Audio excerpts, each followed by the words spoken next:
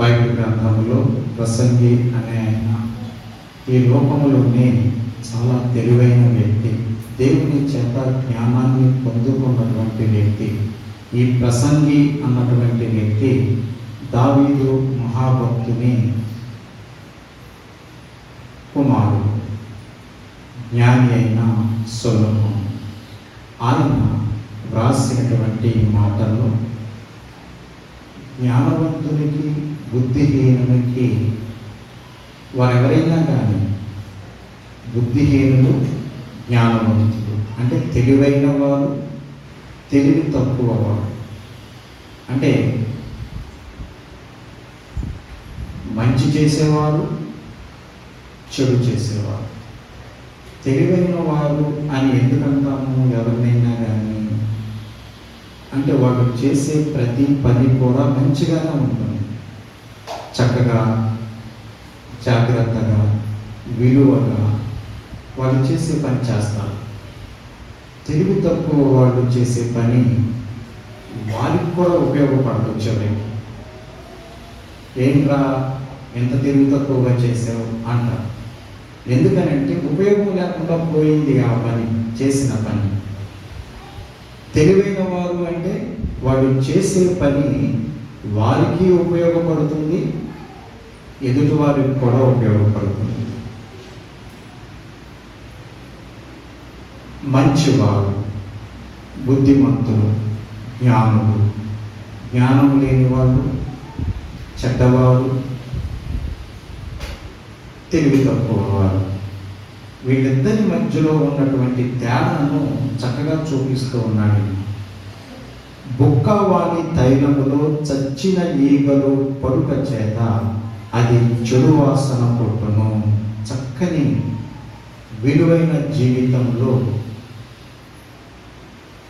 చెడు అన్నది చేరుకున్నప్పుడు ఆ జీవితం ఎంత విలువైనదిగా ఉన్నప్పటికీ అది ఉపయోగం లేకుండా పోతుంది. బుక్కవాని తైలములు అంటే అత్తరు అమ్ముకునే వాడు ఉన్నాడు అనుకోండి, వాడి దగ్గర ఉన్నటువంటి తైలాలు ఏదైనా కానీ చాలా మంచిగా సువాసన ఇచ్చేదిగా ఉంటుంది. ఆ తైలంలో, ఆ అత్తరులో ఏదైనా పడింది అనుకోండి, అది అత్తరుగా కాకుండా చెడు వాసన వస్తుంది. అంటే వాడు ఎంతటి మంచి అత్తరును తీసుకొచ్చినప్పటికీ కూడా దానిలో చచ్చిన ఈగ పడితే అది చెడు వాసన వస్తుంది. అట్లాగే కొంచెము బుద్ధిహీనత త్రాసులో ఉంచిన ఎడల జ్ఞానమును ఘనతను తేలగొట్టును. ఎంత జ్ఞానవంతుడైనా ఎంత ఘనత మనము పొందుకున్నప్పటికీ కొంచెము బుద్ధిహీనత కనుక ఉంటే ఆ పొందుకున్న జ్ఞానము లేదా ఘనత అంతా కూడా తేలిపోతుంది. ఇది నిజం. కొంచెం బుద్ధిహీనత ఒక్కచోట ఏదో పొరపాటు చేస్తే మిగతా జ్ఞానమంతా పోయినట్టేనా, పొందుకున్న ఘనత అంతా పోయినట్టేనా అంటే పోతుందని చెప్తున్నాను.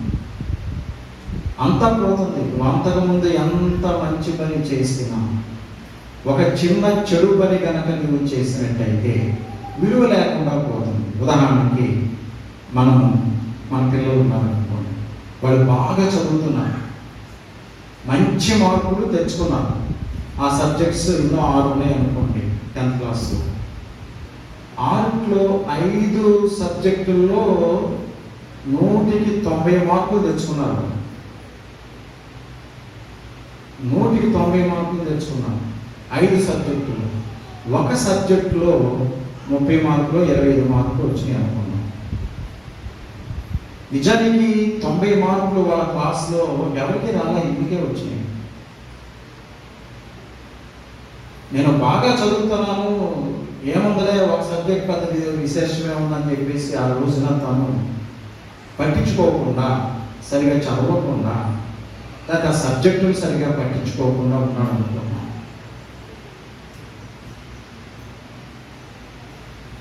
అందులో 30 మార్కులు లేదా 25 మార్కులు వచ్చినాయి. అప్పుడు ఆ పిల్లడు తప్పుతాడా పాస్ అవుతాడా అని అంటే మిగతా 5 సబ్జెక్టుల్లో 90 మార్కులు వచ్చినాయి, కానీ ఒక సబ్జెక్టులో అతనికి 25 మార్కులు 20 మార్కులు ఏవో వచ్చినాయి. అందుకని అతను తప్పినట్టు చెప్తారు, కానీ మిగతా 90 అన్నింటిలో 90 వచ్చినాయి, ఒకటే కదా ఏదో 20, 25, 30 వచ్చినాయి అని చెప్పేసి పాస్ అయ్యారని అంటారా? ఈ కొంచెము బుద్ధిహీనత, ఈ ఒక సబ్జెక్టులో అతను మార్కులు తక్కువ తెచ్చుకోవటం వలన అతని ఘనతంతా కూడా తేలిపోతుంది, అతని జ్ఞానమంతా తేలిపోతుంది. ఆ మిగతా సబ్జెక్ట్స్లో 90 మార్కులు వచ్చినా ఉపయోగం లేకుండా పోయాయి. మనుషులందరూ లేదా అధికారులు పెద్దలు ఆ విద్యా సంస్థ ఏమని చెప్తారంటే ఈ అబ్బాయి తప్పాడని చెప్తారు. కాబట్టి అన్ని విషయాల్లో కరెక్ట్గా ఉండాలి, అన్నిట్లో బాగానే ఉన్నాము కదా, ఈ ఒక్క విషయంలోనే కదా అని చాలా మంది అనుకుంటున్న పరిస్థితులు మనం చూస్తూ ఉంటాం. ఆ ఒక్కటే దేవునికి మనల్ని దూరం చేస్తారు.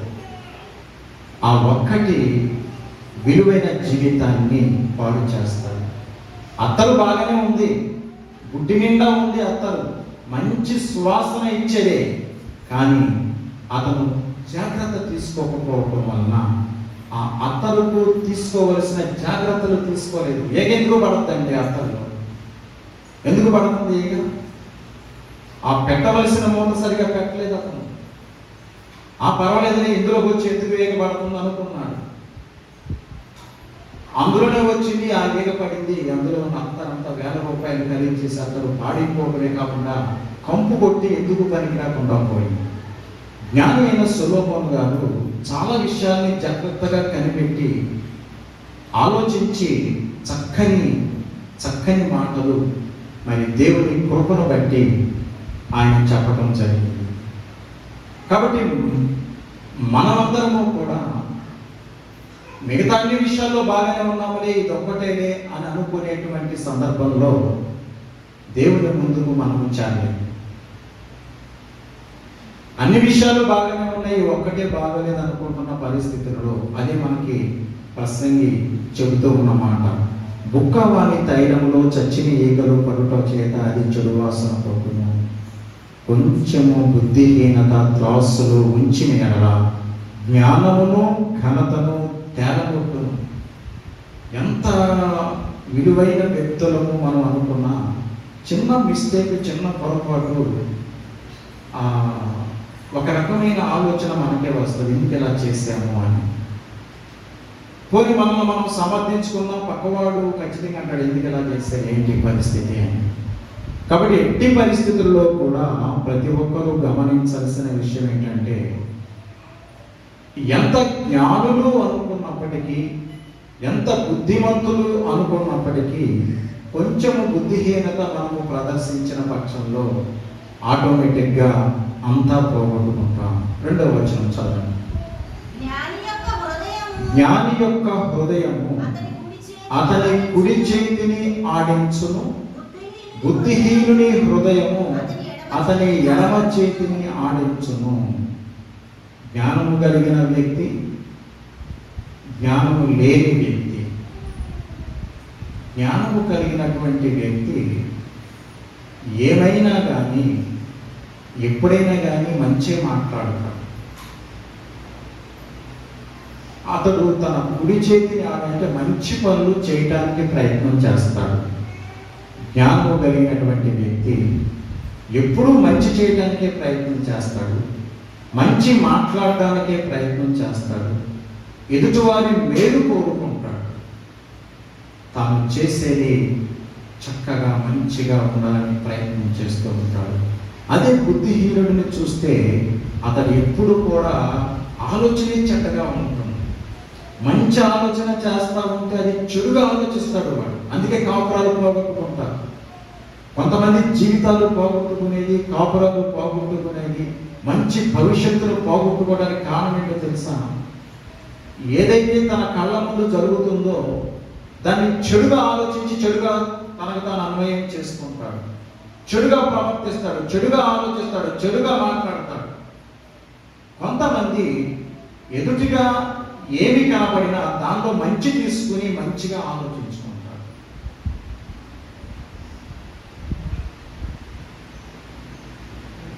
చెడ్డవానికి మంచివానికి, జ్ఞానము కలిగిన వానికి జ్ఞానము లేని వానికి అంత తేడా ఉంది. జ్ఞానము కలిగిన వాడు వేస్ట్ ఫ్రమ్ వెల్త్ అంటారు. అంటే పాడైపోయే దాని నుండి కూడా సంపద ఎలా సృష్టించాలి, దీన్ని ఎలా మనము ఉపయోగించుకోవాలి, దీన్ని ఏం చేయాలి అనేటువంటి ఆలోచన. 4 కులముక్కలు కనపడి అనుకోండి, కొంతమంది ఏం చేస్తారంటే ఏ పొలంలో ఇప్పుడు ఎవరు వాడుతున్నాడు, పొలంలో గ్యాస్ బండ్ ఉంది కదా వాడుకుంటాం, దాన్ని పెట్టుకుంటామని ఆ పొలంలో నీళ్ళని తీసి పక్కన పడేస్తుంటారు. కొంతమంది ఏం చేస్తారంటే ఉన్నాయి కదా ఆ పొలంలో ఎందుకు పాటు చేసుకోవాలి, నిన్న మొన్నటి వరకు మనం ఆ పొలంలో పెట్టి కదా వంటలు చేసుకుంది, ఉన్నవాటిని ఎందుకు లేని వాటి కోసం ప్రయాసపడటం అనవసరం. కానీ ఆ 4 పొలం తెచ్చి 2-3 రాళ్ళు తెచ్చి దాన్ని పెట్టుకుంటే వాటర్ కాసుకుని వేడి స్నానం చేయించారా, వాటిని కూడా ఎందుకు గ్యాస్ బండ్లో పెట్టుకోవడం. ఆలోచన సరళి, ఆలోచన తీరు ఒక్కొక్కరిది ఒక్కొక్క రకంగా ఉంటుంది. కొంతమంది మంచిగా ఆలోచిస్తే కొంతమంది దాన్నే చెడుగా అనుకుంటారు, ఒక్కోసారి దాన్ని ఉపయోగం లేని దానిగా అనుకుంటారు. జ్ఞానము కలిగిన వారికి జ్ఞానము లేని వారికి. ఎవరో ఒక ఆయన చెప్తున్నాడు, టైము అన్నది అందరికీ 24 గంటలే. టైం అన్నది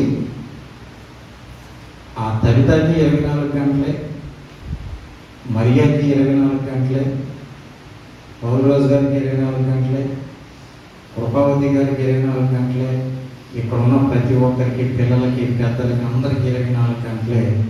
ముఖ్యమంత్రి గారికి 24 గంటలే, ప్రధానమంత్రికి 24 గంటలే, అమెరికా అధ్యక్షుడికి కూడా 24 గంటలే ఒక రోజు. ఈయన అమెరికా అధ్యక్షుడు కదా, ఈయనకి 24 గంటలు కాదు ఇంకో 10 గంటలు పొడిగిద్దాం అన్నది ఉంటుందా సృష్టికి? లేదా ఈ గోగుంటలోనే కదా, గోగుంట చిన్న విలేజ్లోనే కదా ఉండేది, వీళ్ళకి 24 గంటలు ఎందుకు, 15 గంటలు సరిపోతుంది అనుకుంటారా? అలా కాదు. దేవుని కార్యము, దేవుని న్యాయం ఎలా ఉంటుందంటే అందరికీ సమానమే. సూర్యుడు అందరికీ సమానమే, చంద్రుడు అందరికీ సమానమే, భూమి అందరికీ సమానమే, నీరు అందరికీ సమానమే, గాలి అందరికీ సమానంగానే దేవుడు అనుగ్రహిస్తాడు. దేవుడిచ్చేది ఖచ్చితంగా ఒక్కొక్కరికి ఒక్కొక్క విధంగా ఉండదు. దేవుడిచ్చేటువంటి ప్రతి ఈవి అందరికీ సమానంగానే ఉంటుంది. మరి ఈ మనుషుల్లో తేడాలు ఎక్కడ కనబడుతున్నాయంటే వారు ఆ సమయాన్ని వినియోగించుకునే తీరును బట్టి ఉంటారు. కొంతమంది నేను ఇదిగో ఈ టయానికి పడుకోవాలి, ఈ టయానికి లేవాలి, మిగతా టైం అంతా కూడా నేను ఎంత జాగ్రత్తగా పనిచేసుకోవాలి, ప్రతి నిమిషంలో కూడా నేను ఆ నిమిషాన్ని, ఎంత విలువైన సమయాన్ని ఎలా నేను సద్వినియోగం చేసుకోవాలని ఆలోచిస్తారు. కొంతమంది వాళ్ళు రోజు రోజుకి అభివృద్ధి చెందుతారు, ఒక సిస్టమేటిక్ లైఫ్ పెట్టుకుంటారు. కొంతమంది వదిలేస్తారు, అదే జరుగుతుంది, అదే పోతుంది, పడుకుందాంలే, నిద్రపోదాంలే, లేదా సరదాగా టీవీ పెట్టుకుందాంలే, సెల్ ఫోన్ చూద్దాంలే, ఇట్లాగన్నమాట. కొంతమంది పొయ్యి మీద కూర పెట్టి ఆ కూర దగ్గర నుంచి కదలరు, దానికి కావలసినవన్నీ ముందే ఆ స్టవ్ దగ్గర పెట్టుకుని అవసరమైన అన్నీ కూడా ఎప్పుడు ఏది వేయాలో అప్పుడు వేసుకుంటూ కూర వండుకుంటారు. వాళ్ళు కూర వండితే అద్భుతంగా ఉంటారు, తిరుగులేదు ఆ విషయంలో చాలా బాగుంటుంది. కొంతమంది పొయ్యి మీద కూర పెట్టి దాని ఇంకా మారట్లేదు కదా, ఇంకా కొంచెం నీళ్ళు అందులో ఉన్నట్టునే ఒక్కడికి ఒక టీవీ దగ్గరికి వెళ్ళి కాసేపు అక్కడ చూసి వద్దాం. కొంతమంది బయటికి వెళ్ళి బజారు మీద ఆన్లైన్లో పిలిచి మరీ మాట్లాడుతూ ఉంటారు ఆ పక్కింటి వాళ్ళతో, ఏది పొయ్యి మీద కొండలు. ఒక్కొక్కరు ఒక్కొక్క తీరుగా ఉంటారు మనుషులు. నూనె మాడిపోయిన తర్వాత మాడిపోతూ ఉంటే అప్పుడు అందులో ఏమయ్యాలో వెతుక్కుంటారు, గాలపెట్లో ఎక్కడెక్కడ ఏమన్నాయో చూస్తూ, ధాన్యాలు ఎక్కడ ఉన్నాయి, లేకపోతే యాలకులు ఎక్కడ ఉన్నాయి, ఇవి ఎక్కడ ఉన్నాయి, అవి ఎక్కడ ఉన్నాయి చూసుకుంటారు. బుద్ధి తక్కువ వాడు, జ్ఞానము లేని వాడు.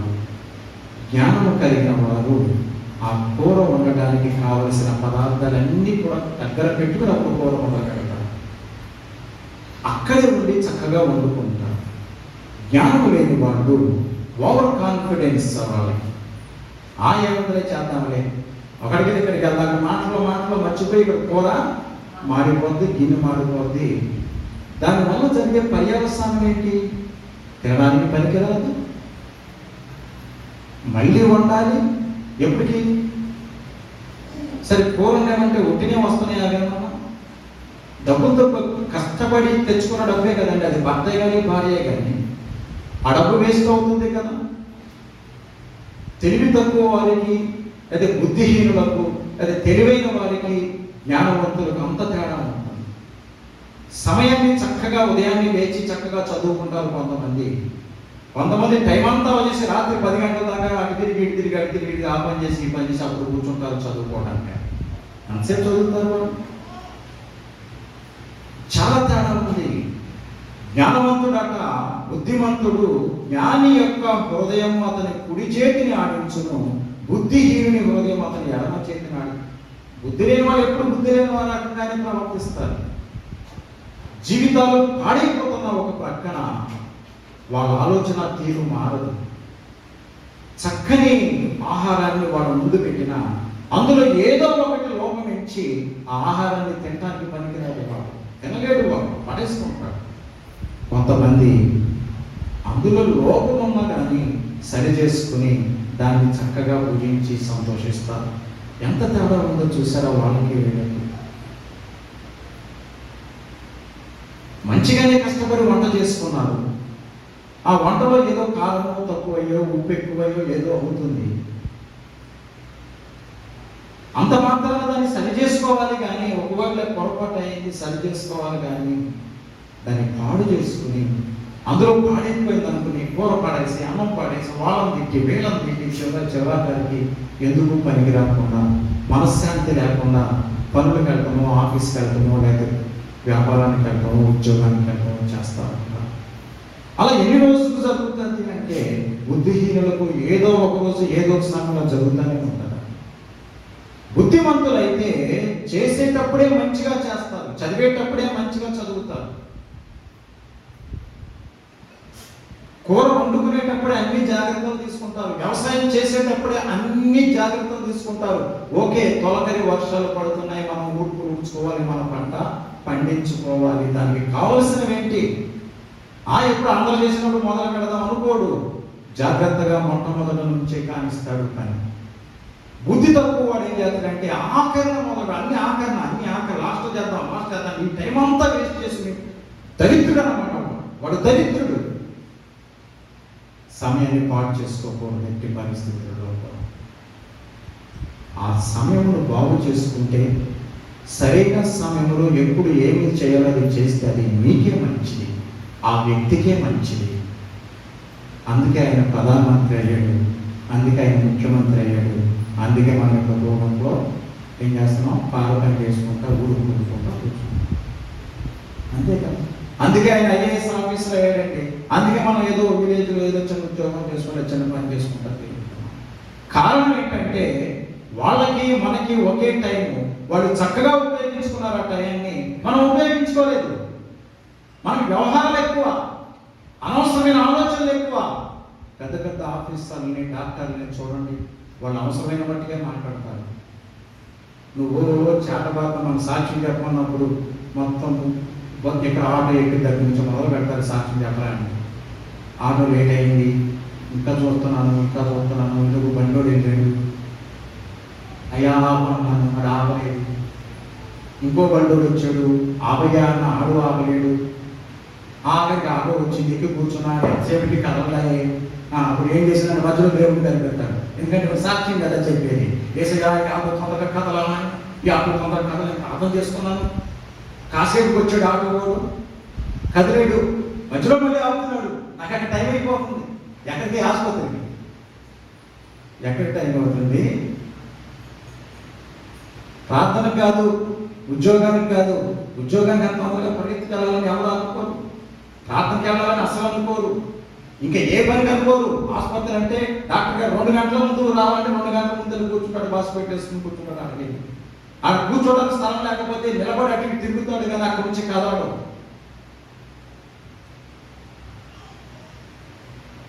సరే వెళ్ళాను, అక్కడికి వెళ్ళాను, లోపలికి వెళ్ళాను, డాక్టర్ గారు ఇంకా రాలేదు, చూశాను నిలబడ్డాను, అదేదో ముందు చీటీ తీసుకున్నాను, ఏం చేశాను.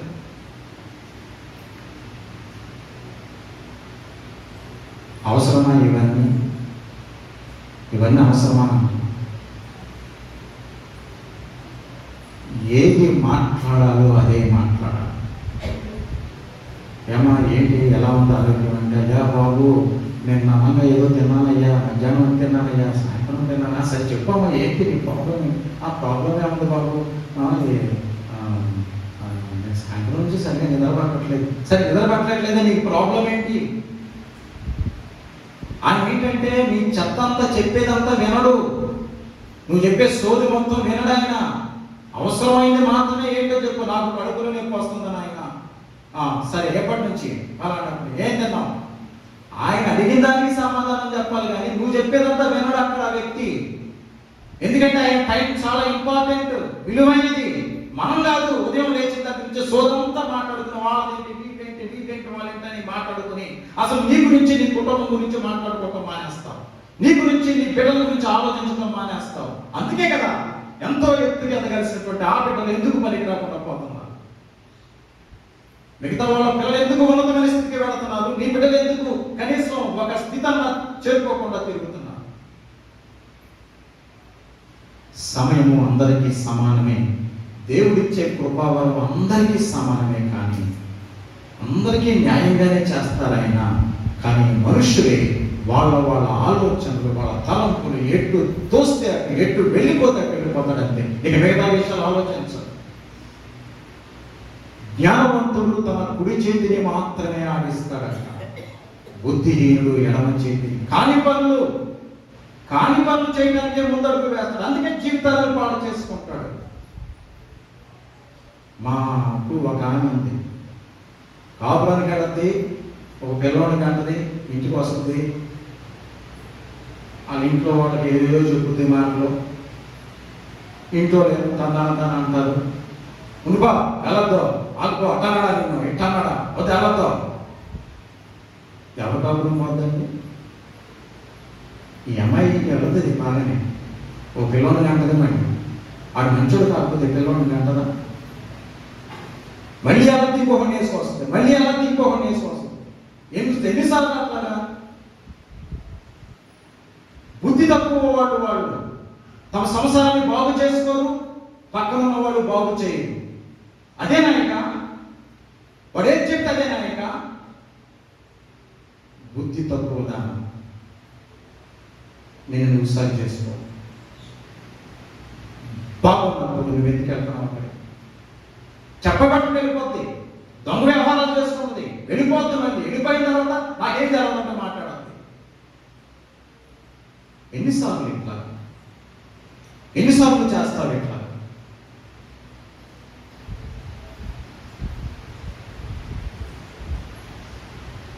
పెళ్ళి గుడ్డిదైపోయినట, పెళ్ళి గుడ్డిదైతే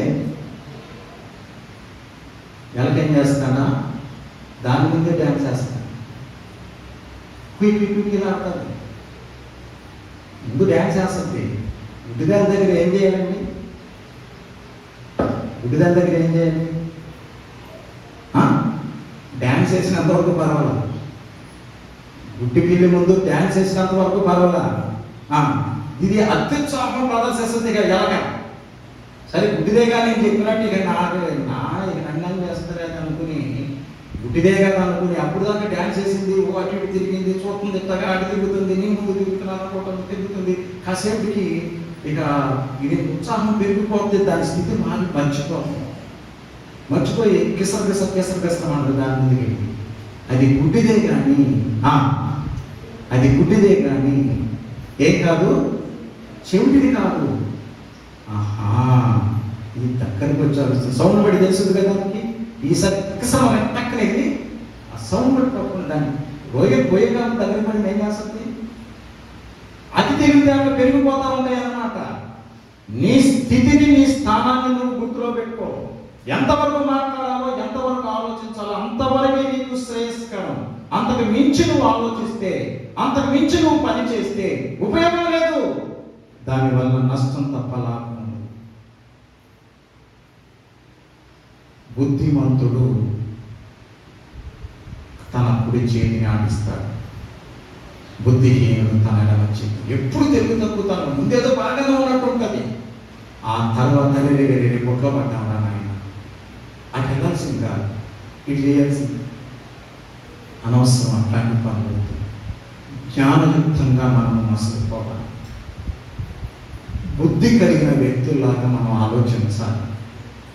దేవుడు ఎంత బోధ చేస్తూ ఎంత చక్కని మాటలు తన బిడ్డలైన వారికి చెప్పడంలో ఇంకా ఉపయోగం ఏముంది? ఈ మాటలు ఎలా ఉన్నాయో అలానే కొంతమంది పిల్లలు, చిన్నప్పుడు నేను ఒక పిల్లగాడిని చూశాను.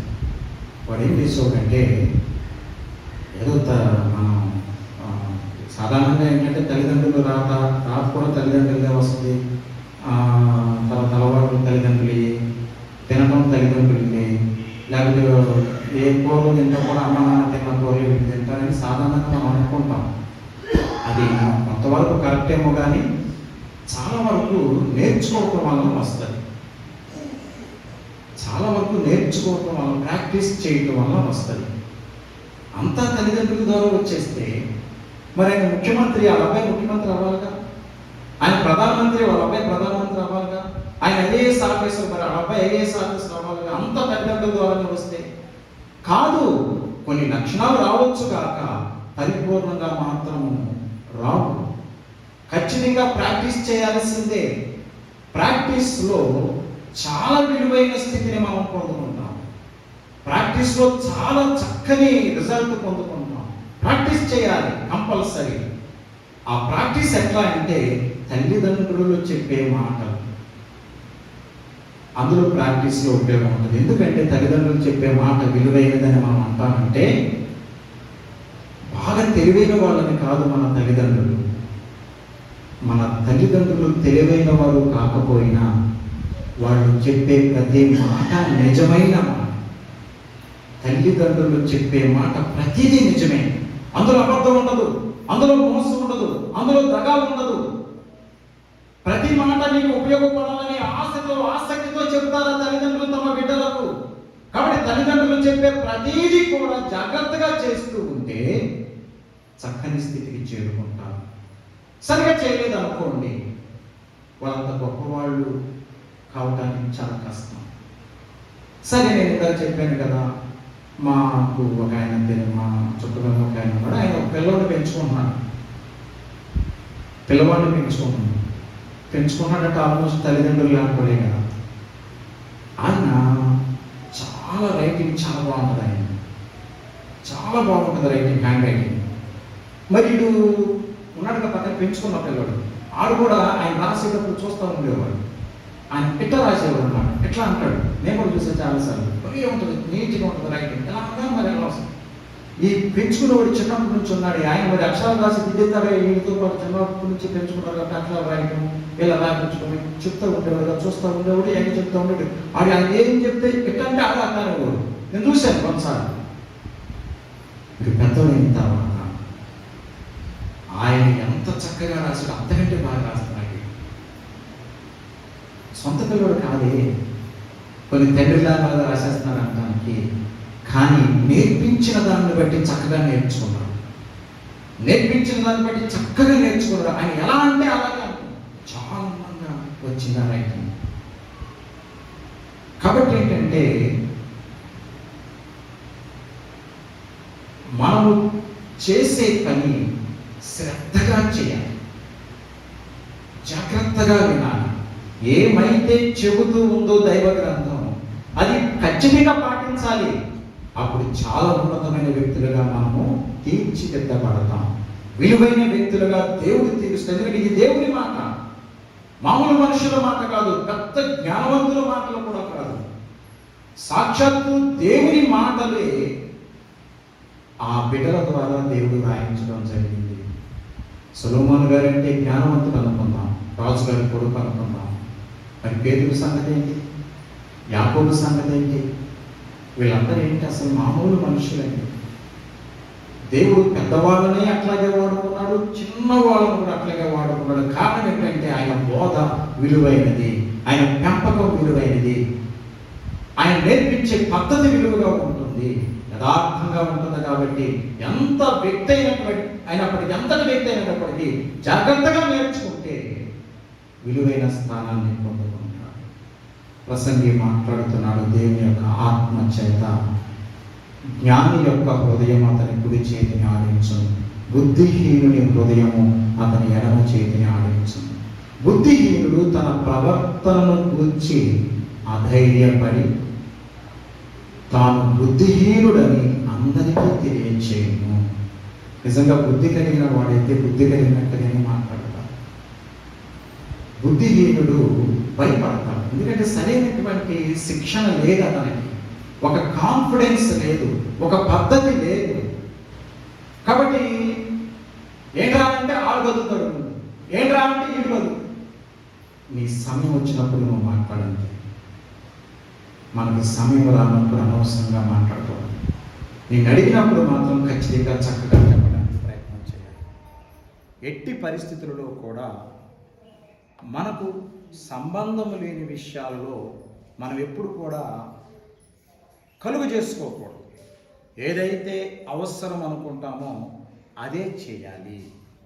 బుద్ధిహీనుడట తన బుద్ధిహీనత వలన అధైర్యపడి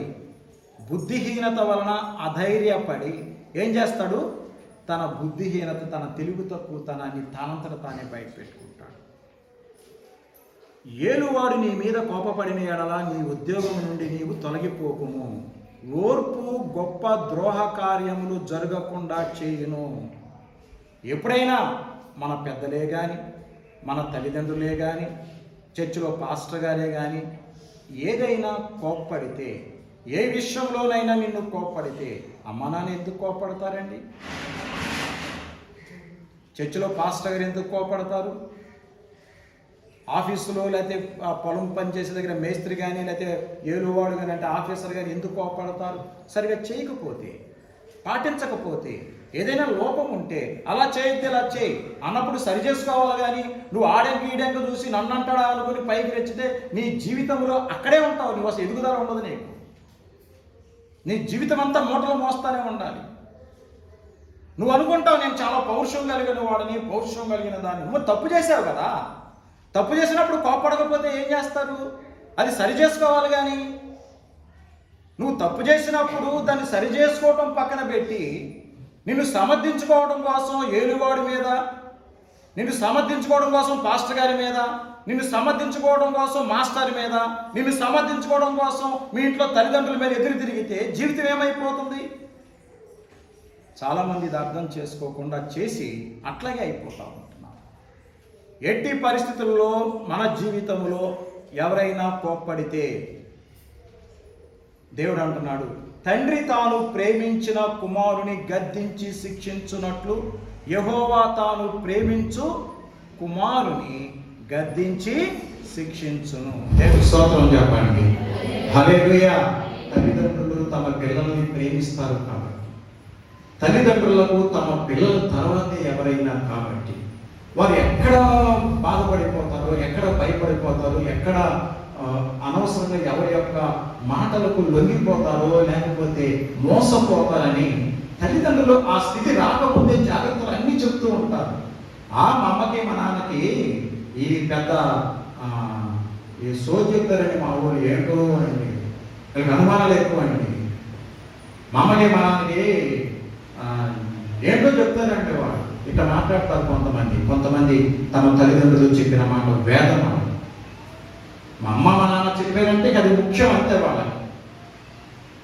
అలా చెప్పేవాడు చేసేవాడు ఉంటారు, పక్కకు పెట్టేసి లెక్కలేనితనంగా చేసే పిల్లలు కూడా ఉంటారు.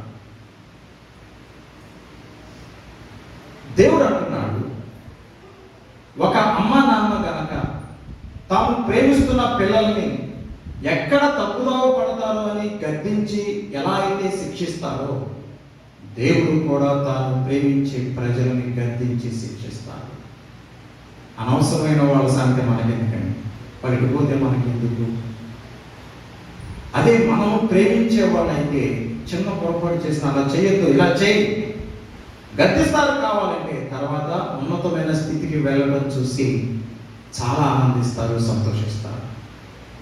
బయటవాడు పగవాడు లెక్కలేని బుద్ధులు పెట్టుకుంటాడు. నేను పొద్దుస్తమానం పొగుడుతూనే ఉంటాడు, కానీ నీ ఎదుగుదల వాడికి ఇష్టం ఉండదు. నువ్వు పడిపోతే సంతోషపడతాడు, నువ్వు ఎక్కుతూ ఉంటే వాడికి అసూయ అన్నమాట. నీకు ఎట్లా కిందకి దింపేయాల, నేను ఎన్ని మాటలు చెప్పినా ఇంకా పైకెత్తుతూనే ఉన్నాడు వాడు. ఏదో విధంగా వాడిని కింద పడేయాలి.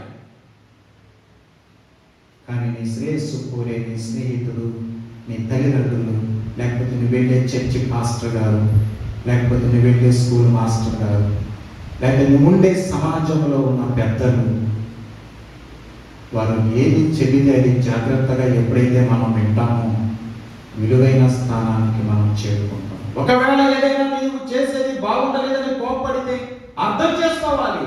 ఏడువాడు నీ మీద కోపపడిన ఎడల నీ ఉద్యోగం నుండి తొలగిపోకుము.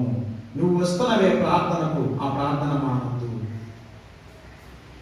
నువ్వు స్కూల్కి వెళ్తున్నావే లేదా ట్యూషన్కి వెళ్తున్నావు, అది మానుకోవద్దు. వాడిని కోప్పడితే సమాజంలో పెద్దలు ఉంటారు, వాళ్ళు ఏదైనా నువ్వు చేసేది నిజంగా తప్పు అనుకున్నప్పుడు అది కోప్పడితే వాళ్ళ దగ్గరికి వెళ్ళడం మానుకోవద్దు. తల్లిదండ్రులు నిన్ను కోప్పడితే ఏ అమ్మా నాన్న నేను మానేస్తాను, ఇంట్లో నుంచి వెళ్ళిపోతాను అనేటువంటి స్థితికి చేరుకోవద్దు. జాగ్రత్త కలిగి ఇంకా జాగ్రత్తగా వారిని ఇంకా అంటు పెట్టుకుని, నా మేలు కోసమే కదా నేను చేసిన తప్పును కోప్పడ్డారు వాళ్ళు, నేను సరి చేసుకుంటే ఇంకా మంచి స్థితికి నేను వెళ్తాను, ఇంకా మంచి స్థితికి నేను వెళ్తాను అలా అనుకోవాలి ప్రతి బిడ్డ కూడా. నేనంటున్నాడు, తమ ఉద్యోగం నుండి తొలగిపోవద్దు, చేసే ఉద్యోగం మానుకోవద్దు. కోప్పడితే సరి చేసుకో, అర్థం చేసుకో. అంతకంటే గొప్ప ఉద్యోగం వస్తే వెళ్ళొచ్చు, తప్పులేదు చెప్పి సంతోషంగా అందరూ సాగనందుతారు. అంతకంటే గొప్ప స్థితికి వస్తే సంతోషమే, కానీ సరి చేయాలి అని నిన్ను కోప్పడితే దాన్ని కూడా నువ్వు పక్కన పెట్టుకుంటే పాడైపోవడం తప్ప బాగుపడే పరిస్థితి ఎవ్వరికీ రాదు. జాగ్రత్తగా ఉండాలి. ఓర్పు గొప్ప ద్రోహ కార్యములు జరగకుండా చేయను. ఓర్పు ఉండాలి. ఎవరి మీదో కోప్పడి, ఎవరి మీదో ఏడు అని ఎవరి మీద చివరికి పోయేది వాడే. నువ్వు ఓర్పు పడితే, మన పల్లెటూరులో సామెత ఏంటి ఏమంటారు, ఓర్చుకుంటే ఏమైందంట, కోడిగుడ్డు కోపకున్నంత అవుతాడు, సక్కిడి అవుతాడు కదా. అంటే ఏంటి అర్థం? ఏం ఓర్చుకోవాలి చెప్పండి. ఇప్పుడు సామెత చెప్పినోడే దానికి ఏంటి అర్థం? ఓర్చుకుంటే, ఏది ఓర్చుకుంటే ఆ కోడిగుడ్డు సక్కిడి అవుతుంది?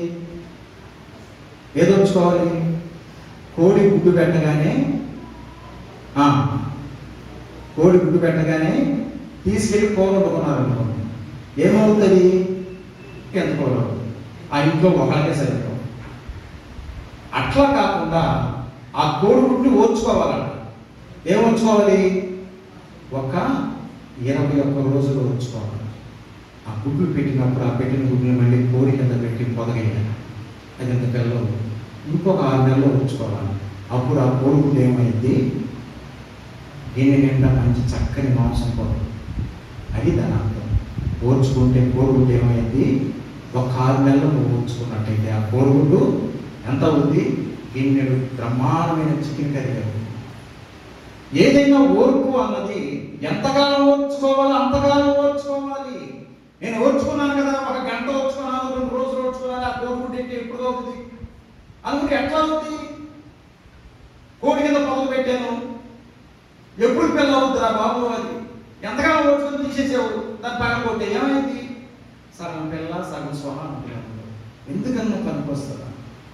ఓర్చుకునేవారు నీ యొక్క ఆ డిజైర్ ఫుల్ఫిల్ అయ్యేంత వరకు, పూర్తయ్యేంత వరకు, పరీక్ష రాసేవాడు పరీక్ష అయ్యేంత వరకు ఓర్చుకుని చదవాలి. ఊరుకో కోతలో వెళ్ళేవాడు కోత అయిపోయేదాకా ఓర్చుకుంటూ ఊడుకోవాలి. కోతలు పోసుకుంటే సాయంత్రానికి నీ డబ్బు నీకు వస్తుంది. మధ్యలో నీకు కోపం చెల్లిపోతే ఏదైనా అంతే. ఉద్యోగంలో మానేస్తే కోపడ్డాడని ఆయన పాస్టర్ గారు కోపడ్డారని చర్చ మానేసి వెళ్ళిపోతే సాతాను వచ్చి ఇంట్లో కూర్చుంటుంది, ఉన్నదంతా పోగొట్టుకుంటావు. నాశనం అయిపోయిన తర్వాత కానీ మళ్ళీ వాళ్ళు బయటికి రాలేక. ఎందుకంటే 4 రూపాయలు కనపడుతున్నాయి కదా, 4 రూపాయలు కనపడేటప్పటికి ఎవరో కనపడరాలేదు. ఇక ఉన్నాయి ఇంట్లో సార్లు మాకు వచ్చేస్తున్నాయి కదా డబ్బులు అని నీకు వచ్చి అనాకాండి ఎంత అనుకుంటే, మరి కోటీశ్వర్లు వెళ్తున్నా చర్చికి, కోట్లు పడగెత్తిన వాళ్ళు చర్చి మానకుండా వెళ్తున్నారండి. నీకు వచ్చి అనాకాండికి నేను చాలా గొప్ప అయిపోయాను, గొప్పదాన్ని అయిపోయాను చెప్పేసి గుడి లేదు, పాత్ర లేదు, పని లేదు, చదువు లేదు, అది లేదు అనుకుంటే ఎందుకు పనికి రాకుండా పోయే క్షణాలని చూసావా? అవి నీ జీవితంలో తొందరగా దగ్గర పడుతున్నాయని అర్థం. ఎప్పుడు కూడా అనుచితంగా ప్రవర్తించకూడదు, మాట్లాడకూడదు, జాగ్రత్తలు తీసుకోవాలి. ఏ సందర్భంలోనైనా ఓపిక పట్టాలి, నిజాలు జాగ్రత్తగా గమనించాలి, ఏది తప్పు ఏది ఒప్పు తెలుసుకోవాలి, అప్పుడు మనం యాక్షన్ తీసుకోవాలి. అలా కాకుండా నీ ఇష్టం వచ్చినట్టు నువ్వు మాట్లాడుకుంటా పోతే, నీ ఇష్టం వచ్చినట్టు నువ్వు ఆలోచించుకుంటా పోతే, వాడేమంటే చెప్పినట్టు చెప్తాడు, పొరపాటు అయింది అంటాడు ఒక మాట, కానీ నువ్వు పాటిస్తున్నావు కదా, నాశనం అయిపోయింది నువ్వే కదా. వాడు చెప్తాడు, చెప్పేసిన తర్వాత సారీ అండి నేను మొన్న ఏదో చెప్పాను కానీ అది గుర్తుదేనంట అన్నాడు అనుకోండి. చెప్పినాడు ఎందుకు పనికిరాని వాళ్ళ పాడైపోయింది, నువ్వే విన్నవాడికి పోతాడు. ఆడు మాట చెప్పి వెళ్ళిపోయాడు సైతాన్ గాడు. అందుకే యేసయ్య అంటాడు, సాతాను అబద్ధికుడు, వాడి మాటలు ఎప్పుడు కూడా అబద్ధాలి. వాడి మాట వినొద్దు. వాడు మాట విని కనుక నేను ఇటు వెళ్ళమంటే నువ్వు అటెండావంటే ఎందుకు పనికి రాకుండా పోతుంది నీ జీవితం. ఆ తర్వాత వెనక్కి తెచ్చుకోవాలంటే రాదు, ఇంకా మళ్ళీ ఒకటి వెనక్కి వెళ్దామంటే లేదుగా. దేవుని మాట నీకు ఏమి బోధిస్తుందో అది ఖచ్చితంగా చేయి, అది నీ జీవితానికి ఎంతో ఆశీర్వాదం. ఖచ్చితంగా చేయి. నేను ఎందుకు కూర్చుంటే దేవుని సన్నిధిలో నాకేంటి లాభం అని ఎప్పుడు అనుకోకూడదు. ఆ లాభం ఏంటో నీకు కష్టకాలం వచ్చినప్పుడు తెలుస్తుంది. దేవుని సన్నిధిలో ఉన్న విలువేంటో నీ జీవితంలో నీకు ఎదురయ్యే సమస్యలు వస్తాయి చూసారా, అప్పుడు తెలుస్తుంది.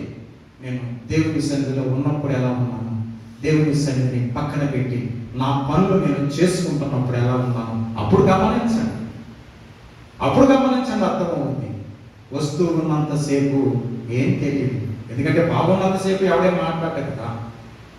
ఏదైనా జబ్బు వచ్చినప్పుడు, ఏదైనా జ్వరం వచ్చినప్పుడు, లేదా రాత్రి సైతం కళ్ళలోకి వచ్చినప్పుడు గడగడ అర్థం మాత్రమే దగ్గరికి వచ్చాయి. దేవుడు కనపడితే వస్తాను. ఏదైనా రాత్రులు కళలో దేవుడు కనపడ్డాడు అనుకున్నాం,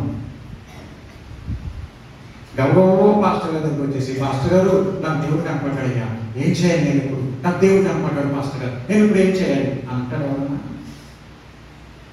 ఏమా గుడికి రావాలంటే కొత్త నీళ్ళు ఏమనుకుంటున్నాం, నాకు దర్శనం వచ్చింది, దేవుడు కనపడ్డాడు. నేను మామూలు మనిషినా, నేను మామూలు మనిషి అనుకుంటున్నావా? దర్శనం దేవుడు అక్కడ, గుడి లేదు, అసలు గుడి లేదు, బడి లేదు, నేనే అంత. అసలు దేవుడు పాపం నువ్వు రోజు గుడికి వెళ్తున్నావని, నువ్వు విలువైన మనిషివని ఆయన నిన్ను పలకరించడానికి వచ్చాడు. డాక్టర్ అమ్మ నీకేం కావాలని కోరుతాను, రేపు ఆదివారం నేను అది తీరుస్తాను అని చెప్పడానికి ఆయన వస్తే కనపడగా మూడు సర్దుకుని నేను గుడికి అమ్మకే పాస్టర్ గారితో పని లేదు, పక్కవాడితో పని లేదు అనుకుని వచ్చి నేను పోగొట్టుకుంటున్నారు వాళ్ళు చాలా మంది. అదే సైతం గారు కనపడ్డాడు అనుకోండి, రాత్రులు కూడా భయం కొమ్ములు వేసుకుని, 5 చేతులు వేసుకుని, 6 కాళ్ళు వేసుకుని 2 అబ్బాయి అనుకుంటున్నాను అనుకోండి. ఎప్పుడు తెల్లారి పాస్టర్ గారు సైతం వచ్చేసింది నా దగ్గరికి, మీరు ప్రార్థన సరిగ్గా చేయట్లేదు మధ్య, మళ్ళీ అక్కడ కూడా పాస్టర్ గారే. ఈయన పాస్టర్ గారు ప్రార్థన చేయకపోతే నీ దగ్గరికి సైతం రావడం ఏంటి? ఓకే పోనీ అనుకోను. మరి నిన్న దేవుడు కళ్ళకు వచ్చాడుగా, అప్పుడు పాస్టర్ గారు ప్రార్థన చేసినట్టు కాదా నీ దేవుడు కళ్ళకు వస్తాం? మరి ఎందుకు అనుకున్నావు పాస్టర్ గారిని? మనిషి తనకిష్టం వచ్చినట్టు మాట్లాడతాడు, ఒక పద్ధతి ఉండదండి, ఒక క్రమం ఉండదు, ఒక ఆలోచన ఉండదు, ఒక తీరు ఉండదు, ఒక తెన్నం ఉండదు. జాగ్రత్తగా ఆలోచించాలి. ఏది జరిగినా మన జీవితంలో చక్కగా ఇది జరిగింది, ఇలా దర్శనం వచ్చింది, ఇది పాస్టర్ గారికి చెప్పాలి కానీ నా అంతటా నేను ఆలోచించుకోకూడదు. పాస్టర్ గారు జాగ్రత్తగా ఆలోచించి చెబుతారు, బైబిల్ గ్రంథంలో కూడా చాలా మందికి దర్శనాలు వచ్చాయి. వాళ్ళంతటా వాళ్ళు ఏమీ నిర్ణయం తీసుకోవాలా, ఆ ప్రవక్తల దగ్గరికి వెళ్ళి దీని అర్థం ఏంటో అడుగుతారు వాళ్ళు. అది దేవుడు ఎందుకు చెప్పాడు బైబిల్ గ్రంథంలో, నీకు వచ్చిన దర్శనం నువ్వే అనుకుని, నువ్వే చేసేసుకుని, నువ్వే మానేసేసి, నువ్వే తిరిగేసి, నువ్వే చేసేసి, చాలా తప్పది. ఏ దర్శనం నీకు వచ్చినది, సైతాన్ దర్శనం వచ్చినా, దేవుడి దర్శనం వచ్చినా, ఇమీడియట్గా ఒక సంఘ సభ్యురాలుగా నీవు ఏ సంఘానికైతే, ఏ పాస్టర్ గారి దగ్గరికి వెళతావో అక్కడికి వెళ్ళు. వాడు చక్కగా చెబుతారు, అమ్మా నీకు వచ్చిన దర్శనం ఇది, దేవుడు వాళ్ళగా జ్ఞానం ఇస్తాడు ఆ సమయానికి. మా మాస్టర్ గారు ఏమన్నా సరిగ్గా చదువుకోలేదండి, లేకపోతే మా మాస్టర్ గారు బాగా చదివాడు, బాగా ఎక్కువైపోయినాయండి ఆయన దిగుతాడు, ఏం చెప్తున్నాడు ఆయనకి అర్థం కాలేదండి, లేకపోతే మా పాస్టర్ గారు సరిగ్గా చదవలేదండి, లేకపోతే మా పాస్టర్ గారు అదండి, మా పాస్టర్ గారు ఇదండి అని చెప్తానండి. నేనేనండి. ఏ తల్లిదండ్రులు ఆ బిడ్డలకు అంత గొప్పవాడు గుర్తుపెట్టుకోండి. నువ్వు నీ తల్లి గర్భంలో, నీ తండ్రి గర్భంలో పుట్టావు, కానీ నీ అంతటా నువ్వు బయటికి రా. నీ తల్లిని, నీ తండ్రిని సన్మానించినప్పుడే నీవు మేలు కలిగి భూమి మీద దీర్ఘాయుష్మంతుడు అవుతావు. లేకపోతే నీకు ఆయుష్ తక్కువే, మేలు తక్కువే, అన్ని తక్కువే. చక్కగా అర్థం చేసుకోవాలి చెప్పే మాట. మనంగా ఎప్పుడు గొప్పవాళ్ళని అనుకోకూడదు. మన ఆలోచనలే కానీ, మనకు వచ్చిన దర్శనాలే కానీ, ఆత్మీయంగా ఉంటున్నాం కాబట్టి, దేవుని సన్నిధికి వస్తున్నాం కాబట్టి దేవుని సన్నిధిలో దేవుని దాసుని చెప్పుకోవాలి. లోకానుసారంగా ఏమైనా ప్రాబ్లమ్స్ ఉంటే అక్కడ చుట్టూ ఉన్న నాయకులకు, పెద్దలకు, వాళ్ళకి చెప్పుకోవాలి. దేవునికి ఆత్మకు సంబంధించిన విషయాలు ఖచ్చితంగా దేవుని సేవకులకు చెప్పాలి తప్పితే, దేవుని దాసులకు చెప్పాలి తప్పితే, మిగతా వాళ్ళు ఎవ్వరి వల్ల కదా. నువ్వు డాక్టర్ గారి దగ్గరికి వెళ్ళి రాత్రి కల వచ్చింది నాకు, లేదా కలెక్టర్ గారి దగ్గరికి వెళ్ళి అయ్యా రాత్రికి కల వచ్చింది నాకు, ఏంటండి దీని గురించి చెప్పండి చెప్తాడా అండి? చెప్తాడు. డాక్టర్ గారి దగ్గరికి వెళ్ళావు, రామ కూర్చో అన్నాడు, ఫీజు కట్టావు, అసలు ఫీజు కట్టకపోతే నీతో మాట్లాడతాడా? ఫీజు కడితేనే ఎంట్రన్స్ లోపలికి. సరే కట్టావు, లోపలికి వెళ్ళావు, ఏమా ఏంటి ప్రాబ్లం అని అడుగుతున్నాడు. అయ్యా అది నాకు కళ వచ్చింది అయ్యా, కళ్ళలో ఒక అబ్బాయి ఎట్లా వచ్చాడు అయ్యా, మా అబ్బాయిని పట్టుకున్నాడు అయ్యా, అటు జుట్టు పట్టుకున్నాడు అయ్యా, రే ఎట్రా ఎట్రా అన్నానయ్యా, అటు పట్టుకుని లాక్కెళ్ళిపోతున్నాడు అయ్యా, ఇప్పుడు నన్ను ఏం చేయమంటావు అయ్యా అన్నావు అనుకో. ఏం చెప్తాడు డాక్టర్? చెప్పండి.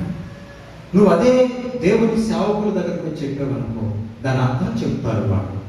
నువ్వు డాక్టర్ గారి దగ్గరికి వెళ్ళి నీ ఆరోగ్యం గురించి, నాకు కడుపు నొప్పి వచ్చిందో, తలపోటు వచ్చిందో, లేకపోతే నాకు ఆరోగ్యం బాగుందని చెప్తే దానికి సంబంధించిన టెస్టులు చేసో, లేకపోతే దానికి సంబంధించిన మెడిసిన్స్ ఇచ్చో నీకేదో ఉపయోగపడతాడు ఆయన. కలెక్టర్ గారి దగ్గరికి వెళ్ళావు, కలెక్టర్ గారి దగ్గరికి వెళ్ళి అయ్యా నాకు జ్వరం వచ్చిందయ్యా, నాకు మందు కావాలి అంటే ఇస్తాడా కలెక్టర్ గారు? లేకపోతే కళ వచ్చిందయ్యా దాని భావం చెప్పంటే చెప్తాడా? కలెక్టర్ గారు ఆయన అడిగేది ఆయన అడగాలి. అయ్యా నాకు ఆర్థికంగా ఇదిగో ఈ ప్రాబ్లమ్స్ వచ్చినాయి, నా స్థలాల్లో ఈ ప్రాబ్లమ్స్ వచ్చినాయి, నా పొలాల్లో ఈ ప్రాబ్లమ్స్ వచ్చినాయి, వాటిని సాల్వ్ చేయాలయ్యా అని నువ్వు కలెక్టర్ గారిని అడిగితే చక్కగా ఏది మాట్లాడాలో, ఏమి చేయాలో చేసి పంపిస్తాడు ఆయన. అంతేగాని లేకపోతే నాకు కళ వచ్చింది, కళ భావం ఏంటి అని అడిగితే చెప్తాడా? లేకపోతే నాకు కళ వచ్చిందయ్యా నాకు తగ్గాలంటే చెబుతాడా కలెక్టర్ గారు? ఎవరి దగ్గరికి వెళ్ళి ఏ మాట మాట్లాడాలో, ఏమి చెప్పాలో అది చెప్పుకోవాలి. మనం దేవుని సన్నిధికి వచ్చి నీ జీవితంలో, నీ భవిష్యత్తులో, నీ బిడ్డల విషయాలు, దైవాశీర్వాదాలు నీకు కావాలనుకుంటున్నప్పుడు ముందు దేవుని సన్నిధిలో సాష్టాంగ నమస్కారం చేసి ప్రార్థన చేసుకుని విలువగా చేయి. మొక్కుబడిగా ఏది చేయొద్దు. అసలు నువ్వు చేసే పని మొక్కుబడిగా చేయొద్దు, అది విలువగా చేస్తే ఆ రోజునే నీకు ప్రతిఫలం. నిన్న మా పాపలు చెప్పారు, ఈరోజు చెల్లికి రిజల్ట్ అంటండి, రిజల్ట్ అంటే డాడీ ఈరోజు చెక్కాలంటే అని చెప్పింది.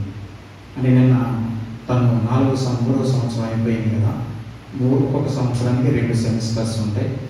3వ సంవత్సరం అంటే 6వ అనమాట. 3, 2, 6, 5 పాస్ అయిపోయింది మంచిగానే దేవుని కృపను బట్టి. నిన్న రిజల్ట్ 6వ సెమిస్టర్. 4వ సంవత్సరంలో మళ్ళీ 2 ఉంటాయి. ఇవాళ రిజల్ట్ అండి నా భార్య పాస్టర్ గారు చెప్పారు, టెన్షన్ పడిపోతుంది, మరి ఏమైందో ఏంటో అని. టెన్షన్ ఎందుకు? దేవునికి ప్రార్థన చేస్తున్నాం, ఇంతవరకు కాపాడింది ఆయన. మన తెలివితేటలు కాదు, మనకున్న ఆస్తులు అంతస్తులు కాదు. అది నాకు తెలుసు. నా బిడ్డలు మంచిగా చదువుతున్నారంటే వారికున్న తెలివితేటలని నేను ఎప్పుడు అన్నాను, దేవుని యందు వారికున్న భయభక్తులు అంతే. నా బిడ్డలు తెలివైన వారిగా ఉన్నారంటే, ఆ క్లాస్లో చక్కగా పాస్ అవుతున్నారంటే అది దేవుని కృపని నేను ఎప్పుడు అనుకుంటాను. నా పిల్లలు బాగా చదువుతున్నారని నేను ఎప్పుడు, లేదా కష్టపడి చదివేస్తున్నారు, గుడి మానేసి, ప్రార్థన మానేసి, అది మానేసి, ఇది మానేసి చదువుతున్నారని నేను ఎప్పుడు అన్నాను. అసలు ఈ లోకంలో దేవుని సన్నిధిలో ఒక దినము గడిపితే 1000 దినాల కంటే శ్రేష్టమైనది. దేవుడు చెప్పిన మాట. నేను ఆ మాట నమ్ముకున్నా. నా బిడ్డలు గంట చర్చి మానేసి ఇంట్లో కూర్చొని చదివిన దానికంటే అదే గంట దేవుని సన్నిధిలో ఉంటే 1000 గంటలంత శ్రేష్టమైన ఆరోగ్యాన్ని, జ్ఞానాన్ని, తెలివితేటలు, బలము సమస్తము దేవుడు సమకూరుస్తాడు. అది నా నమ్మకం. అందుకని నా పిల్లలు పుట్టినప్పటి నుండి ఇవాళ వరకు ప్రార్థన జరుగుతూ ఉండగా ఏనాడు వాళ్ళ ఇంట్లో కూర్చోలేదు. మీ అందరికీ తెలుసా విషయం. ఇక్కడ ప్రార్థన జరుగుతుందంటే నా బిడ్డలు ఎప్పుడు ఇళ్ళ దగ్గర కూర్చోలేదు, అటు ఇటు తిరగలేదు. రేపొద్దున ఎగ్జామ్ అయినా సరే ఖచ్చితంగా వాళ్ళు ప్రార్థనలో ఉండి తీరాల్సిందే.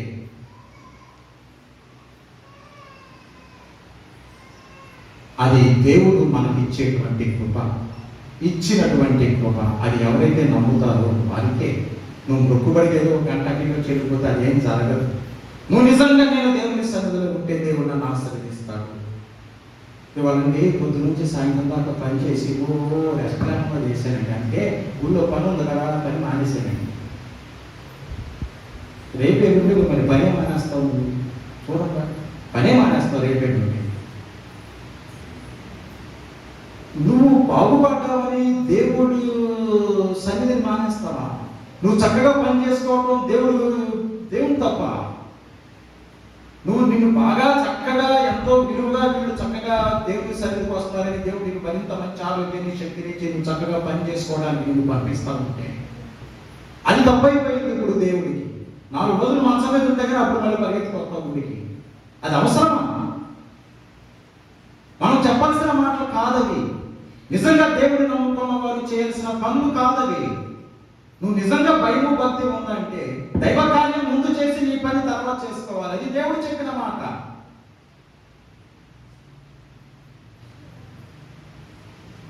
నా నామము నిమిత్తము అన్నదమ్ములనైను, అక్క చెల్లెలనైను, పిల్లలనైను, తల్లులనైను, ఆస్తినైను, ఇంటినైను, పొలాలనైను, స్థలాలు ఏదైనా దేవుని నామ మహిమార్థమై నువ్వు విడిచిపెడితే, అంటే దేవుని సన్నిధికి రావటానికి దేన్ని ఆటంకంగా చూపించకూడదు. ఒకవేళ ఆటంకంగా ఉంటే దాన్ని పక్కన పెట్టుకుని నువ్వు వచ్చి దేవుని సన్నిధిలో ఉండాలి. అలా వస్తే దేవుడు అనేది ఏంటంటే 100 అన్నదమ్ములను, అక్క చెల్లెలను, తల్లిదండ్రులను, లేక రక్త సంబంధాలను, లేక ఆస్తులను, ఇళ్లను, పొలాలను, స్థలాలను నేను నీకు ఇస్తానంటాడు. దేవుని మాటను మన ఇష్టానుసారంగా ఆలోచించుకోవడం, దేవుడు చెప్పినట్టు ఆలోచించాలి. దేవుడు చెప్పిన మాట ఇంకా ఉపయోగం ఏముంది? నువ్వు నీ ఇష్టం వచ్చినట్టు ఆలోచిస్తే ఖచ్చితంగా దేవుని కార్యం మొట్టమొదట మన జీవితంలో ఉండాలి. ఇది చేస్తే నేను ఇక్కడ ఆశీర్వదించబడతాను. ఈ ప్రార్థనలో కూర్చుంటే దేవుడు నాకు జ్ఞానం ఇస్తాడు. ఈ పని చేస్తే ఖచ్చితంగా నాకు విజయాన్ని ఇస్తాడు, మంచి ఉద్యోగాన్ని ఇస్తాడు. నీ సొంత తెలివితేటలు ఉపయోగిస్తే ఉన్నదాన్ని పోగొట్టుకుంటాం. జాన్సన్ కొడుక్కి 9.8 మార్కులు వచ్చినాయి. అంటే 100కి 98 మార్కులు వచ్చినాయి. 100కి 98 మార్కులు అంటే మాటలు ఎవరికీ రావాల్సి. నేను ఒకసారి చెప్పాను, మా పిల్లలకు కూడా 9.2 అంటే ఇద్దరికి 9.2 వచ్చినాయి 10th క్లాస్. ఈ పిల్లోడికి చదవకుండా అప్పుడు కోవిడ్ వచ్చి మరి ఎలా వచ్చినాయో మార్కులు 9.8 మార్కులు వచ్చింది. సరే, లాస్ట్ ఇయర్ ఒక ఉద్యోగం పడింది. ఆ ఉద్యోగం ఎట్లా వచ్చిందో తెలుసా? ఎట్లా పడిందో తెలుసా? పరీక్షలు లేవు.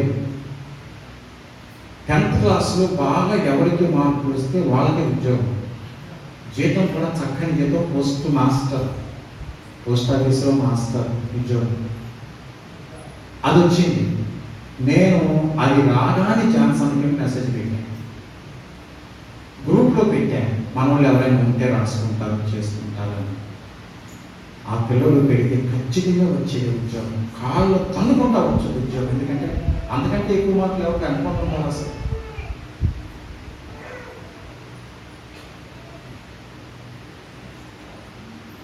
అప్పుడు అన్నారు, అయ్యగారు పాస్టర్ గారు, మా పిల్లడికి 18 సంవత్సరాలు దాటలేదండి అని అంటే నేను చాలా బాధపడ్డా. మా పిల్లడికి ఉద్యోగం పోయిందా అంత బాధపడ్డా. అది చక్కని అవకాశమే. ఏముందండి, చిన్నగా ఉత్తరాలు చదువుకుంటా, ఉత్తరాలు ఎప్పుడు అదే రా, ఒకసారి నేర్చుకుంటే రోజు అదే పడేది. ఇంకా అందులో మామూలు పోస్ట్ మాస్టర్ ఎన్ని ఉత్తరాలు వచ్చినాయి, ఎన్ని కార్డులు అన్నారు, ఎన్ని కావాలి, వాళ్ళ కార్డులు కావాలి, ఎవరు ఉన్నాడు అసలు అవన్నీ మీద వచ్చిన ఉత్తరాలు ఏమైనా ఉంటే వాటిని తీసుకెళ్ళి ఈ ఉత్తరాలు వచ్చినాయి రిజిస్టర్ పోస్ట్ అయ్యే రాసుకోవాలి. ఇంకా అంతకంటే పని కూడా అసలు. బంగారం లాంటి ఉద్యోగం పోయిందని బాధపడతాం. తర్వాత మళ్ళీ నెక్స్ట్ ఇయర్ మనం మళ్ళీ పడింది సేమ్ అదే. అప్పుడు నేను మళ్ళీ చెప్పాను, మళ్ళీ మెసేజ్లు పెట్టేసి అందరికి మన వాళ్ళకి టైం. మా పిల్లలు కూడా చెప్పారు, ఈ పిల్లడికి ఉద్యోగం మేమందరం చాలా, ఎందుకంటే మేము ఏదైనా మీ గురించి మాట్లాడుకుంటే మీ భవిష్యత్తు గురించి, మీ క్షేమం గురించి మాట్లాడుకుంటాం. నేను మా భార్య లేదా నా బిడ్డలు కూర్చొని మాట్లాడుకున్నామంటే కేవలం మీ అందరి పిల్లల గురించే మాట్లాడుకుంటాం.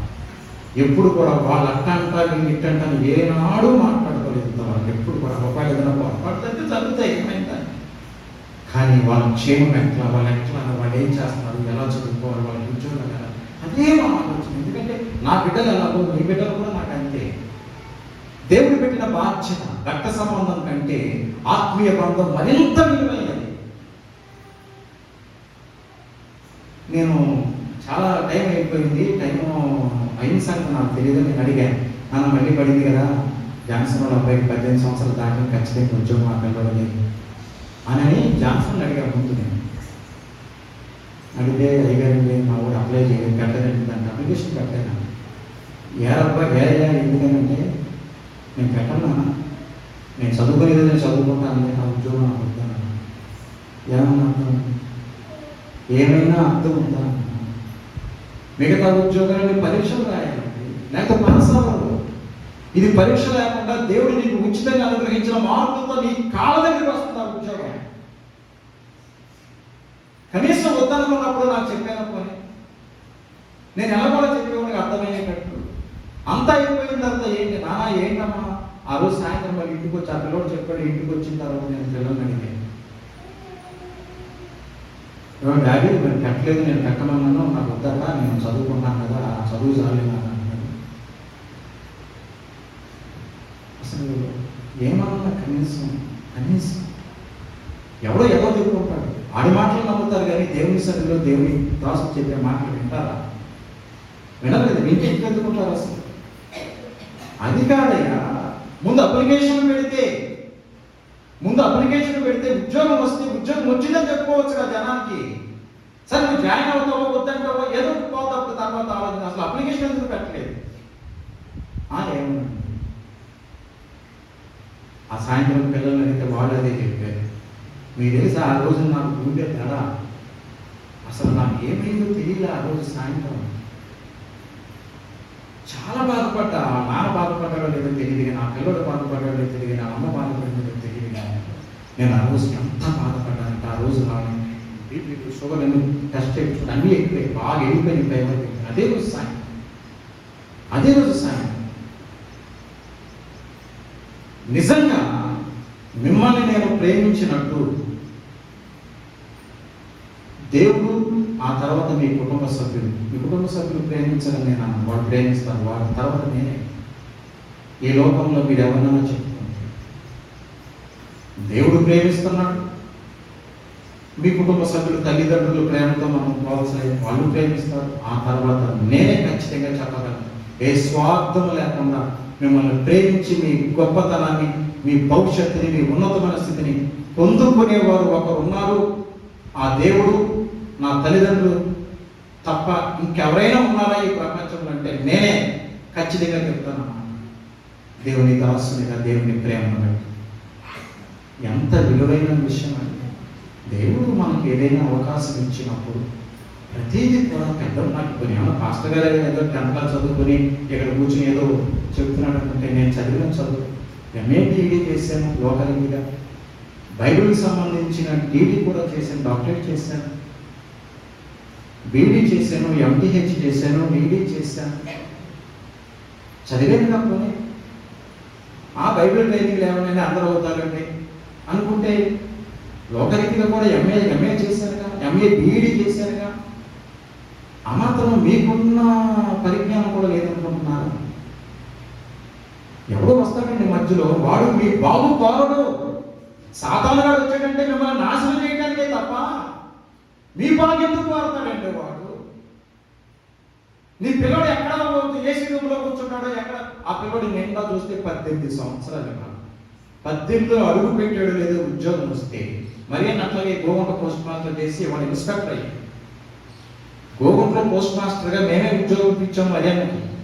నేను అగస్టిన్ మాస్టర్, పెద్ద మాస్టర్, ఆయన రిటైర్ అయిపోతా ఉంటే అదే టైంలో శాస్త్రి గారి అబ్బాయి కూడా నేను ఉద్యోగం చేస్తాను, నా వసతి తర్వాత ఉద్యోగం అన్నాడట శాస్త్రి గారి అబ్బాయి. మరి వాళ్ళకి ఏ ప్రాబ్లమో ఉన్నా లేకపోయినా మరి అంటే ఇష్టం, మధ్యస్ గారు అన్న ఇష్టం, పెద్ద మాస్టర్ గారు మంచి పిల్లలు వాడు. సరే మాస్టర్ చెప్పాడు నాకు, నాన్న నాకైతే మర్యాదకి ఇద్దామన్న ఉద్యోగం, కానీ కొన్ని పనులు చేయలేదే అన్నాడు. ఏం చేయాలో చెప్పండి, చేద్దాం. ఏం లేదు, మర్యాద తీసుకెళ్ళి అప్లికేషన్ పెట్టిస్తాను, మీరు కూడా అప్లికేషన్ పెట్టండి మాకు ఉద్యోగం రావాలని.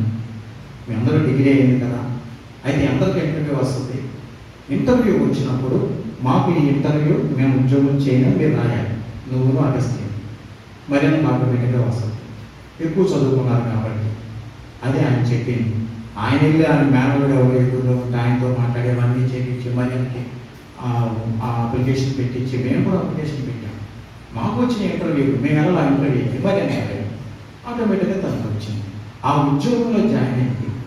నెమ్మదిగా ఇవాళ ఒక మండలం నుంచి ఒక ఏరియా 4-5 మండలాలు ఇన్స్పెక్టర్ అయ్యాడు. ఇన్స్పెక్టర్ అంటే పెద్ద మాస్టర్ గడగడ ఆడిపోయేవాడు, ఇన్స్పెక్టర్ వస్తున్నాడంటే అంత పవరు. ఆ స్థితికి చేయలేడు వాడు. నువ్వైతే అసలు ఒక జిల్లాకే హెడ్ అయిపోయేవాడు. ఎందుకంటే చిన్నప్పుడు వచ్చింది ఉద్యోగం, చక్కగా అభివృద్ధి చెందింది. ఎంత బాధపడ్డానంటే నేను ఆ రోజు చాలా బాధపడ్డారే, అవకాశం ఉంది, మిగతా మా పిల్లలు పెట్టడానికి కూడా లేదు. వాస్తవం చెప్పాలి, ఆ ఉద్యోగానికి మా పిల్లలు అప్లికేషన్ పెట్టడానికి లేదు. ఎందుకంటే 9.2 వచ్చినాయి మార్కులు, ఆ పిల్లడికి 9.8 వచ్చినాయి. తన్నుకుంటా ఖచ్చితంగా వస్తుంది ఉద్యోగం, కానీ సాతాను గారు పట్టేశాడు. ఎవరి ద్వారా వచ్చేసాడు, ఏయో చెప్పాడు దొంగ మాటలు, వాడు పోగొట్టుకున్నాడు. మళ్ళీ ఇవాళ ఏదో ఉద్యోగం పడింది, దానికోసం చూస్తే అది డిగ్రీ కావాలన్నాడు. వీళ్ళే గుర్తొస్తారన్నా. గమనించండి, ఏదైనా మీ బిడ్డల గురించి సలహా అడగాలంటే మొట్టమొదట నా దగ్గరికి రండి. మీ పిల్లల బాగు కోసమే 100% సలహా ఇస్తాను. బయటోడి దగ్గరికి వెళ్ళకండి, అది నాశనం చేస్తారు. చాలామంది నాశనం అవ్వాల.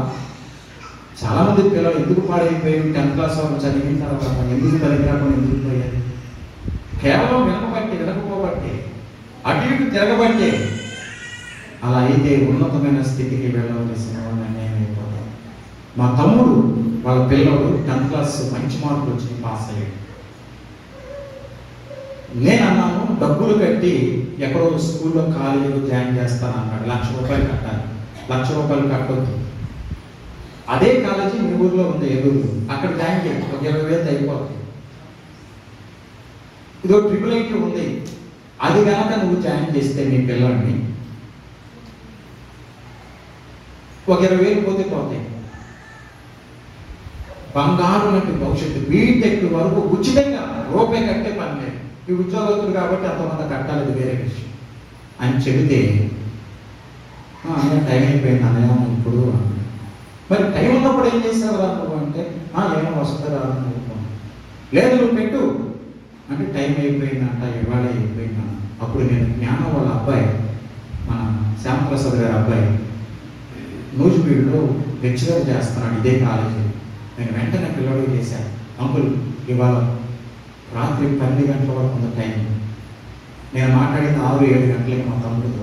5ంటికి టైం అయిపోయింది అందరూ అంటున్నారు, కానీ 12 గంటల వరకు ఉంటుంది అంకుల్, మీరు పెట్టేసేయండి అన్న. అప్పుడు మా వాడిని లేపి పంపించాను. నెట్ సెంటర్కి పంపిస్తే వాళ్ళందరూ టైం అయిపోయింది అన్నారు. టైం అయిపోయింది అంటానే ఇది వచ్చేస్తాను. ఎక్కడ ఉన్నావు నువ్వు? మన వాళ్ళకి ఏదైనా పని చెప్పామనుకోండి, అక్కడికి వెళ్తారు. వాళ్ళు లేదన్నారు అనుకోండి, ఇంటికి వచ్చి మాట్లాడతారు, తగ్గుండి మాట్లాడరు. ఎందుకంటే మళ్ళీ ఇంకోసారి అది మాట్లాడేమో. ఇప్పుడు జంక్షన్ వెళ్ళి పని చేయమంటాం, ఒక షాప్కి వెళ్ళి ఆ షాప్లో లేవు, నేను అడిగి ఏం చేయాలి? నేను చెప్పిన షాప్లో లేవు, ఏం చేయాలి?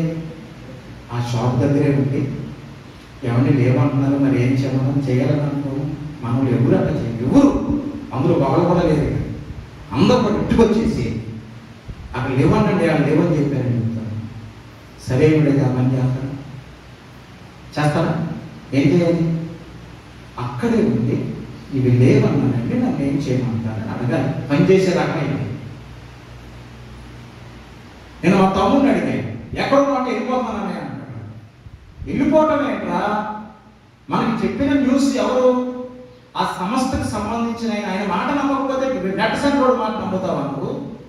వెళ్ళాలి.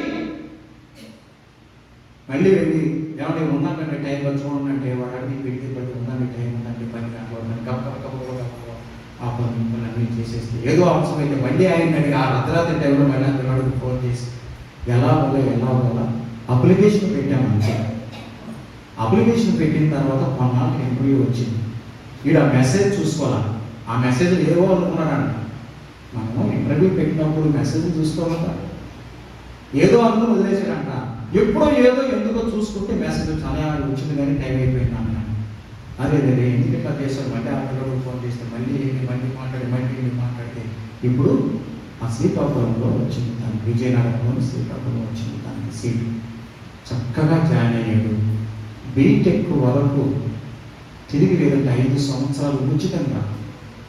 ఏదో నామినల్ ఉద్యోగస్తులు కాబట్టి నామినల్ ఫీజు కట్టుకోవాలి. అదే మన లోపలకైతే రూపాయి ఖర్చు లేదు. అంత చక్కని ఇన్స్టిట్యూషన్. మార్కులు వస్తే అదే మార్కులతో ఈ పిల్లలకు పెట్టిన వచ్చేది సీట్ వచ్చేది ట్రిబ్లైట్.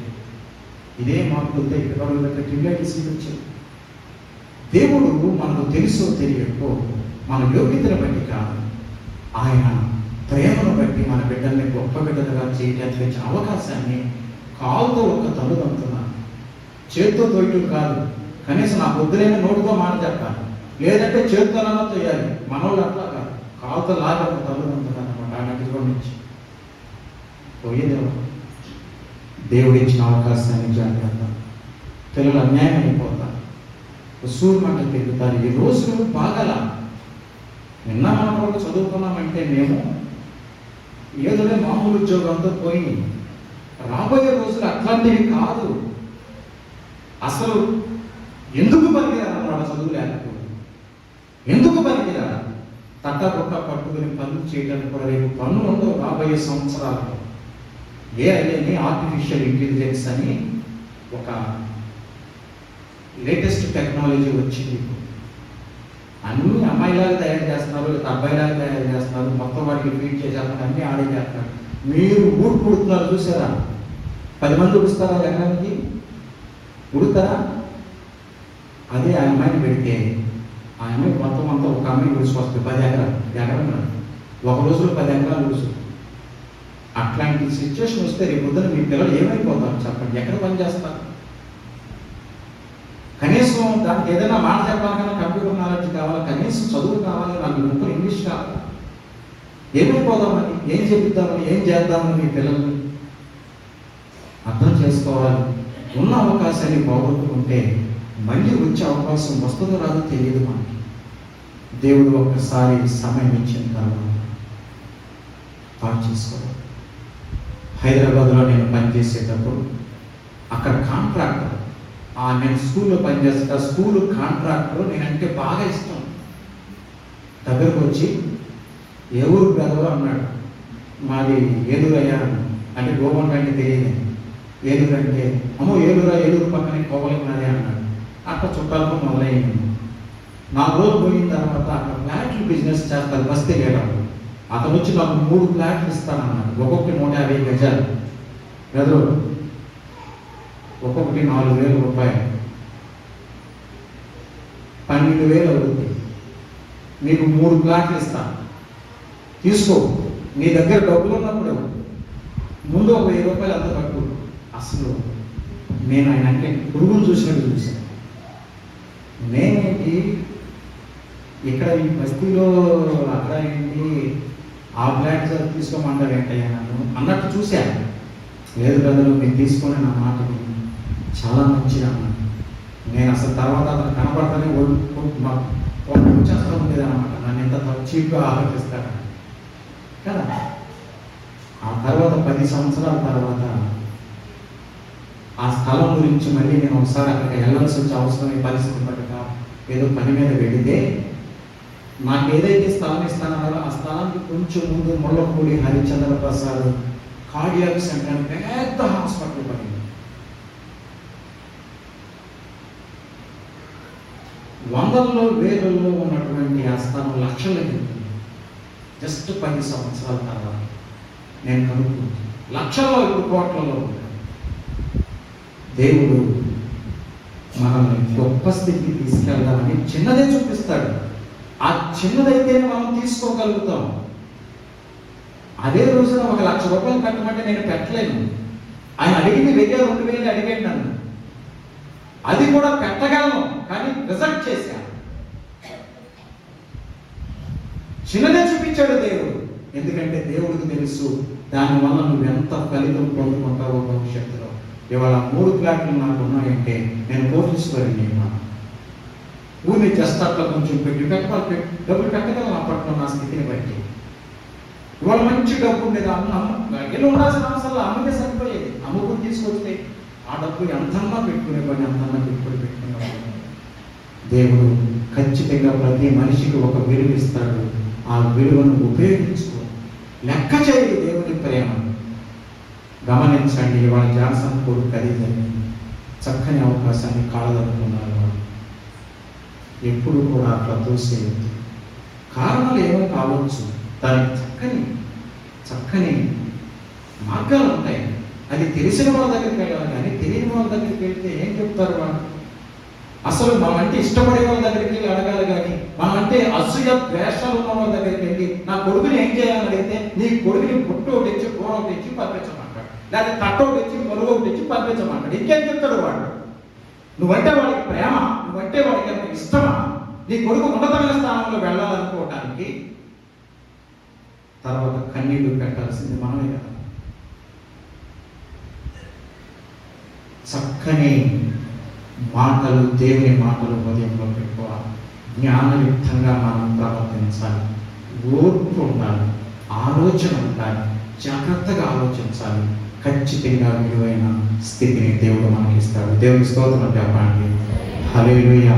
పొరపాటున అధిపతి చేత జరుగు దుష్కార్యం ఒకటి నేను చూచింది. అధిపతులు కూడా తప్పులు చేస్తారట. మామూలు మనుషులే కాదు, మనమే కాదు చేసేది, గొప్పలు కూడా అతి పెద్దలు కూడా తప్పులు కూడా చేస్తారట. ఏంటంటే ఏమనగా బుద్ధిహీనులు గొప్ప ఉద్యోగములలో ఉంచబడుటయు, గనులు కింద కూర్చుంటుటయు. 10 మంది చూస్తూ ఉంటాం. అటెండ్ వెళ్ళి ఆ లోహం మొత్తం అంతా నాదన్నట్టు ఉంటాడు. ఆఫీసులో చేతులు పట్టుకుని నిలబడతాడు. నేను చాలా మంది చూసాక అంటాం. ఎందుకంటే వాళ్ళ బాస్ అంటాడు, పడక పెట్టాడు అంతే. కానీ ఆఫీసరే ఆ పెట్టాడు. అప్పుడే ఆ సంస్థ బాగుపడు. కానీ కొంతమంది అధిపతులు తప్పులు చేస్తారట. వాడు మావాడని అటెండర్ తీసుకెళ్ళి పైన పెట్టి ఆఫీసర్ ఏం పోయిందండి సరే చేయాలని అడిగిన ఈ చేతికి వస్తుంది కదా. బుద్ధి తక్కువ అధిపతులు చేసేది ఏంటంటే ఆఫీసర్లను తీసుకెళ్ళి కింద కూర్చోబెట్టి అటెండర్లు తీసుకెళ్ళి కుర్చీలేసి కూర్చోబెడతారు.